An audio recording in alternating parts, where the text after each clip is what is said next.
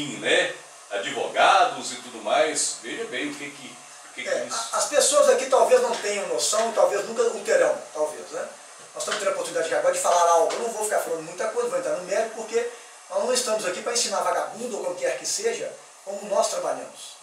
Como eu te disse aqui inicialmente, antes de adentrar precisamente na sua pergunta, mas a precariedade é muito grande. Né? Aqui é o esforço, é a vontade de fazer, de superar as dificuldades, de superar as dificuldades das dificuldades. Né? Porque aí já se fala, é uma questão geográfica, já é um problema. Né? Nós temos essa questão aqui, a localização, o distanciamento das cidades e tal, e o que se tem aqui, como eu já disse aqui inicialmente, do aparato e tudo isso. Mas não falta boa vontade da minha parte, não falta boa vontade da parte do investigador Vieira e de alguns policiais aqui de Itabarandiba também. Né? Essa investigação, ela nasce de fato, ela tem um nascedouro, né? Ela nasce como? Bom, eu decidi aí, vendo toda essa dificuldade e tudo, eu então, damos início aí, no caso, dei início aí, uma investigação que é denominada a calcária da morte. Para investigar essa organização criminosa, da qual se tinha muitas informações, denúncias anônimas, pessoas que temiam e temem, né, a presença dessas pessoas ali naquela região, sobretudo onde estavam aglomerados, né, ela é grande e essas pessoas temiam sequer falar alguma coisa. Né? E aí nós vamos chegando, já era um pouco conhecido, e as informações foram chegando a mim de maneira no anonimato, né? E eu então, de posse dessas informações, decido então que é necessário, com toda a dificuldade, com todas as minhas frustrações e tristeza, dar início a essa investigação. Então o inquérito ele é aberto, né? E aí dá início ao que se chama Calcário da Morte 2. É preciso que se diga, falando agora da Calcário da Morte 2, nós temos que falar isso aqui, é preciso que eu deixe registrado isso, que o êxito desta operação, e quando eu falo êxito, eu me entristeço muito, porque olha o ponto que chegamos, olha quanta destruição foi causada, olha quantas famílias foram dizimadas, olha quantas mães perderam seus filhos para as drogas, olha quantas crianças perderam seus dentes, tiveram seus dentes apodrecidos, a sua capacidade física debilitada, destruída, suas mentes cauterizadas, né, em função dessa desgraça dessa droga, em que esses desgraçados, né, insistiam em vender aqui dentro, em comercializar, né, em dar vazão nessa cidade aqui. Então, na verdade, eu tenho uma tristeza de falar com você que, vamos dizer que eu fui, no que diz respeito a colocar o nome de uma investigação e desenvolver, criar, dar início a uma investigação, botar no papel, Calcário da Morte 2, vamos iniciar hoje. Né? Eu tenho essa tristeza, eu tenho ela muito grande, como eu tenho com todos os outros crimes, porque, em geral, o crime aconteceu, e nesse fato aconteceu muita coisa, muitas famílias foram destruídas. Então, neste ponto, deixo claro que eu me sinto muito triste com isso aí. Mas algo tem que ser feito. Né? Até para poder não permitir que eles continuem a fazer e perpetuar e disseminar essa desgraça para as futuras gerações. E para as que estão, para os seus filhos, para os filhos que eu ainda vou ter, se Deus permitir que eu vá ter ainda, para os filhos dele, de todo mundo. Então é preciso que se diga. Então o êxito, voltando agora, falando de êxito, né, das prisões, né, que o negócio é prisões, a busca e apreensão, tal, ele se dá, e se deu, e sempre se dará pela união de esforços.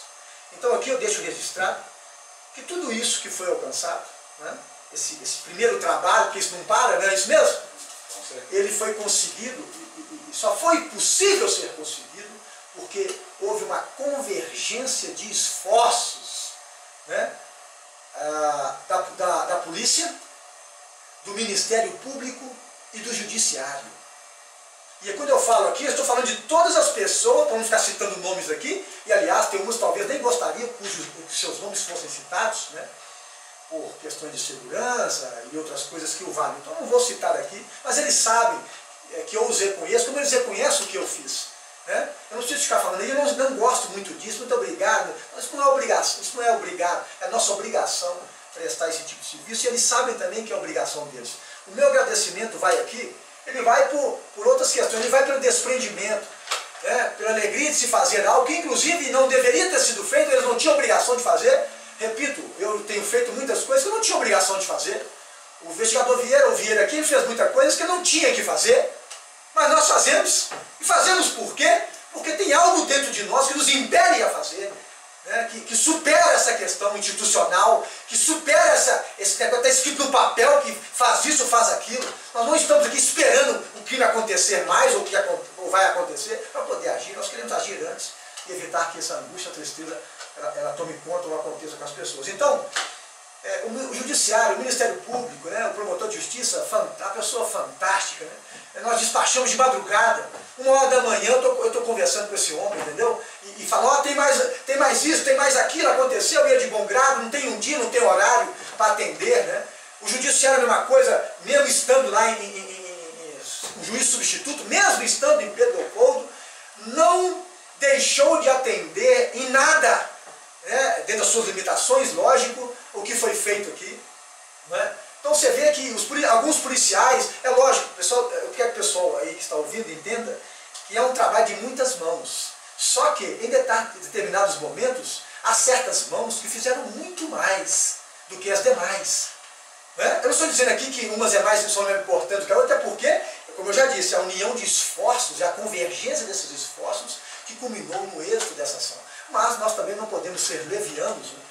Toda a minha vida eu tenho deixado de aparecer, eu tenho deixado de falar, e eu penso que eu não devo fazer isso mais. É lógico que há mãos que trabalharam muito mais, e uma dessas mãos, uma delas é de quem vos fala.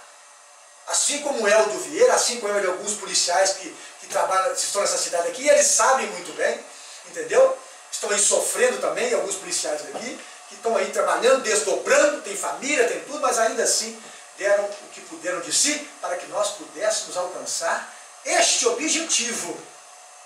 Repito, que deveria ter sido evitado há muito tempo atrás, mas infelizmente não foi. Eles cresceram, né? Eles engordaram, tomaram proporções inaceitáveis, mas fizemos algo e culminou com o de ontem. Então é importante que se registre aqui e que Deus, né, continue nos abençoando para que possamos continuar, e Deus há de dar. E é em Deus que eu espero o agradecimento, é em Deus que eu espero a minha recompensa. Eu não espero recompensa do ser humano, porque ele é hipócrita, ele é difícil, já falei para vocês várias vezes aqui. Né? As pessoas, muitos aí talvez estão felizes porque eu não prendi seus filhos, eu não prendi sua mãe, eu não prendi sua avó, mas você pode ter certeza que aqueles cujos filhos, cuja mãe, cuja pai eu prendi, eles querem a minha cabeça numa bandeja, querem a cabeça dos policiais que trabalharam numa bandeja, como a do João Batista lá. Né? Então eu não me descanso e nem espero agradecimento de ninguém na face da terra. Né? É lógico, também não sou leviano de dizer que não é bom ver o reconhecimento, é bom, mas isso não me move. Ele pode mudar numa fração de segundos, como mudou de alguns aí. Né? Você pode ter certeza, eu sei o que eu estou falando. Nós sabemos o que estamos falando. Tem gente que jamais esperava que a polícia, a boa polícia, né, ela fosse bater na sua porta às 5h30, às 6h da manhã, e batemos, e pegamos, e trouxemos, e está preso. E está preso aí, não é porque eu quis, ou porque ele quis, ou porque você quis. Estão presos, porque estão colhendo aquilo que plantaram.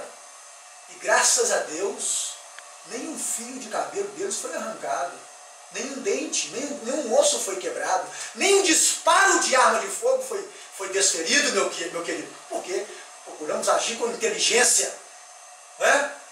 Agir com prudência, mesmo tendo sido vítima desses boçais inescrupulosos, covardes, ascetas do diabo, que inclusive, e adentrando agora a sua fala aí agora, planejavam incêndio a viaturas, incêndio a delegacias, fórum, sequestro de empresários, ataque à residência de advogados e a advogados, e morte de policiais que estavam trabalhando para combater o mal, tão somente por isso, cumprindo o seu mistério, com legalidade, com verdade, e aí viraram alvo desses bandos de vagabundos, desses cachorros, covardes, né? Covardes, por quê?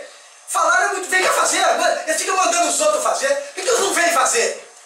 Eu estou aqui, eu não tenho o menor problema em dizer que sou policial, eu não tenho o menor problema em dizer que combato aquilo que é errado, que é o mal, não estou dizendo que eu sou santo, não estou dizendo que eu não cometo crime, na glória de Deus eu sou pecador também, né? Mas estamos aqui fazendo o que é justo, buscando justiça e paz social. E esses desgraçados aí, que a todo momento falam em Deus, né? ficam aí falando em Deus, em Deus, em Deus. Que Deus que é esse? Deus do diabo, Deus do inferno. Por isso que eles estão planejando destruir pessoas que dão duro, trabalham diuturnamente para ganhar o seu salário. O seu suor vertendo dia e noite para poder comprar o seu carro, para poder dar estrutura para o seu filho estudar, então a cumprir uma faculdade. E esse bando de desgraçados invadem a casa, inserem dentro da casa a desgraça da droga e a destruição total. Não é?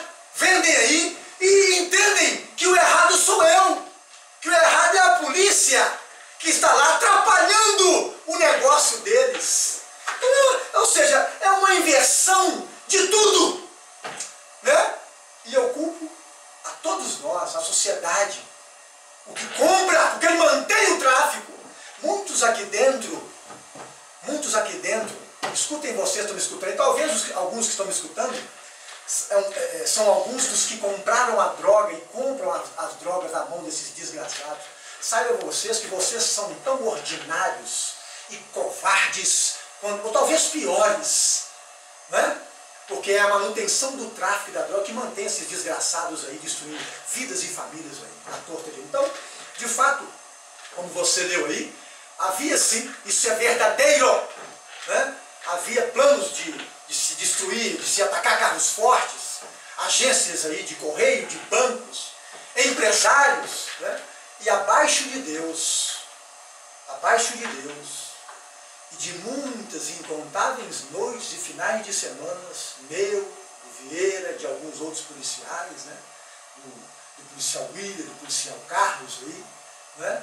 Muitas noites sem dormir, né? Ações foram realizadas e com a graça do nosso bom Deus conseguiram frustrar tais tipos de ações, graças a Deus.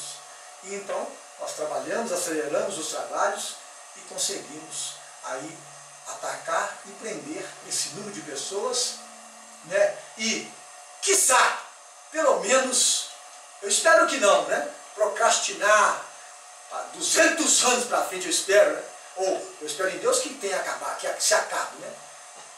Essas ações que estavam sendo engendradas, né, planejadas por essa organização criminosa, né, digo, seus integrantes, isso, e que pretendiam cometer nessa cidade. Até mesmo para a gente deixar claro aqui para os ouvintes, doutor Zé Lagado, quais foram os principais crimes cometidos por essa